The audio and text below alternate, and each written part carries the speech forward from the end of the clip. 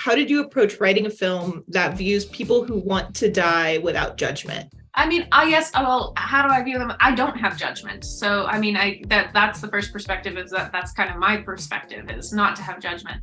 I think the bigger conversation that I wanted to have was more about death and the idea of it being something that we're all so afraid to talk about.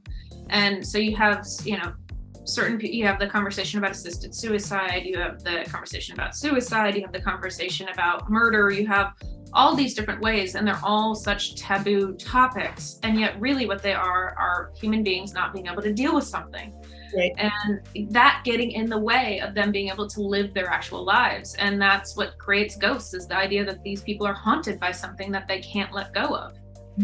So for me, it was not so much handling that side of it, but more about wanting to have a conversation about death that wasn't scary, and that was open, and that maybe could be a conversation starter. That was very important to me.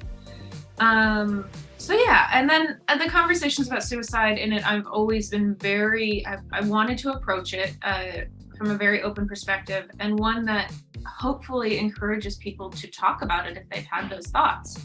Because I think one of the biggest things is, I think both of these characters are probably too afraid to ever say their truth until they found somebody else that could actually hold space and hear them.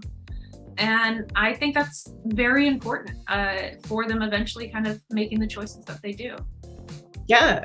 Did you work with any mental health professionals while making this film? You know, I talked to my therapist about it. And then I have a friend who is a forensic psychologist who I did have read it beforehand. And I did talk to a Catholic priest beforehand. And I did talk to a couple of about Father Jack, and wanting to get that character right. And I do have a lot of spiritual guides.